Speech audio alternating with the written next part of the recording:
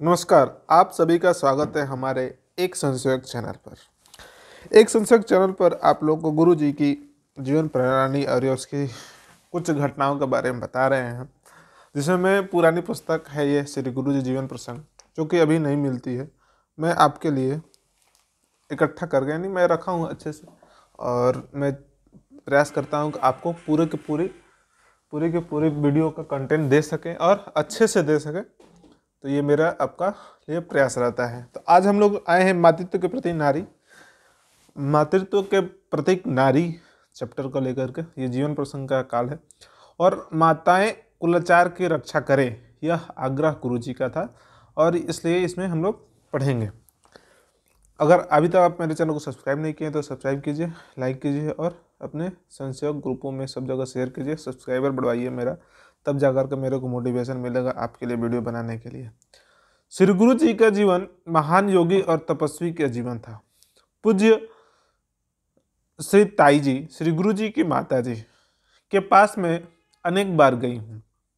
एक बार मैंने सहज रूप से पूज्य श्री ताई जी से पूछा, अच्छा बताओ ताई, श्री रामदास स्वामी की माता जी श्री राणूबाई ने अपने पुत्र के रूप में रामदास को पाने के लिए भगवान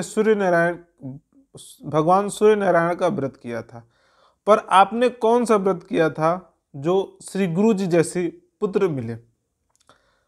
पूज्य श्री ताई जी ने मुक्त हास्य किया, पर कुछ बोली नहीं। हंसे लेकिन कुछ बोले नहीं। उनका न बोलने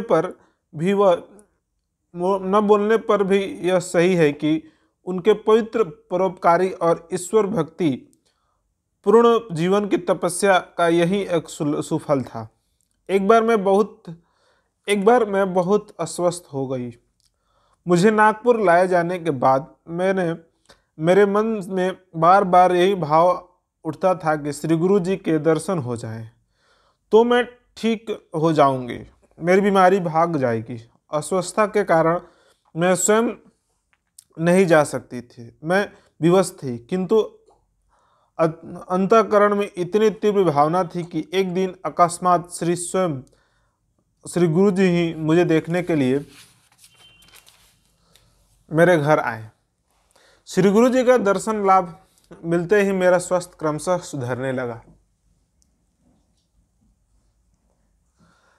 एक बार संघ शिक्षा शिविर में मैंने अपने पुत्र से मिलने गई। स्मृति मंदिर की ऊपरी मंजिल पर श्री गुरु जी बैठे थे। उनके पास कुछ अन्य लोग भी बैठे हुए थे। मुझे कुछ आवश्यक कार्य के अन्यत्र ही शीघ्र ही जाना था, अतः मैंने अपने पुत्र से मिलकर नीचे ही वापस जाने लगी। श्री गुरु जी ने मुझे देख लिया और बुलवा भेजा।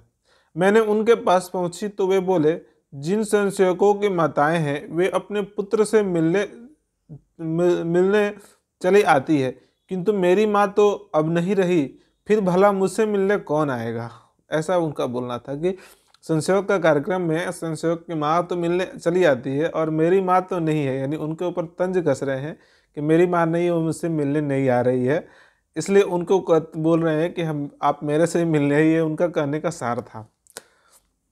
श्री गुरु जी यह बात अपनी विनोदी स्वभाव अनुसार ही बोल रहे थे, किंतु मुझे अपनी भूल पर बड़ी आत्मग्लानि हो गई थी। फिर वे अब काफ़ी देर तक पूज्य श्री ताई जी के बारे में अनेक स्मरण सुनाते रहे, यानी अपनी बहुत सारी मेमोरी थी, वो ताई जी के बारे में बताने लगे और वो नहीं मिले थे। उनको भी अफसोस हुआ कि हमें जा कर के मिलना चाहिए था। उन्होंने मुझसे पूछा, आप तो राजनीतिक क्षेत्र में कार्य करती है, क्या कभी घर में त्यौहार और पर्व कुलाचार आदि का पालन करती है या नहीं? घर में आई हुई नई बहुओं को इन सभी बातों को शिक्षा देती है अथवा नहीं? ऐसा उनका कहना था कि घर में आई हुई बहुओं को शिक्षा देती है, कुलाचार का शिक्षा देती है कि नहीं, वो उनसे पूछ रहे हैं।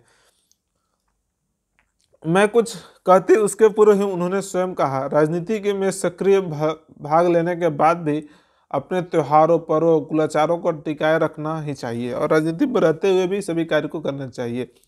अनेक बार प्रत्यक्ष अथवा परोक्ष रूप से वे मेरी सराहना करते रहते थे। अहोरात्र राष्ट्र चिंतन करने वाले इन तपस्वी को सदा मार्गदर्शन मिलता रहे, उनके भाषण सुनने को मिले, यह अभिलाषा मन में सदा बनी रहती है। संघ के स्वयंसेवकों को तो वह अवसर सदा उपदान करते रहते हैं, अवसर सदा उपलब्ध होता रहता है, किंतु कुछ मुझ जैसी महिलाओं को भला वह कैसे मिले। आखिरकार एक बार सन 1968 में 1968 में नागपुर में अखिल भारतीय महिला अध्ययन शिविर में के अवसर पर श्री गुरु जी ने नागपुर वास्तव्य का लाभ उठाने की दृष्टि से मैंने उनसे आग्रह पूर्वक यह अनुरोध किया कि वे हमारा मार्गदर्शन करें। यानी वो उनका कार्यक्रम था 1968 में, यानी 1968 में। तो उनसे आग्रह किया कि मेरे को हम लोग को भी मार्गदर्शन दीजिए, संशोधकों को तो हमेशा देते रहते हैं, लेकिन हम लोग को भी मार्गदर्शन कीजिए, हम लोग को भी नया दिशा दिखाइए। श्री गुरु जी अपने व्यस्त कार्यक्रम के बाद भी मेरे अनुरोध अस्वीकार नहीं कर पाए। वे महिलाओं के शिविर में आए और अपने भाषण के अत्यंत स्पष्ट सुलझी हुई योजपूर्वक वाणी से के द्वारा सारी महिलाओं के लिए भावी जीवन का चिंतन दिशा बताएं। ऐसे श्री गुरु जी थे। महिलाओं के प्रति भी उनकी कितनी अगाध श्रद्धा थी।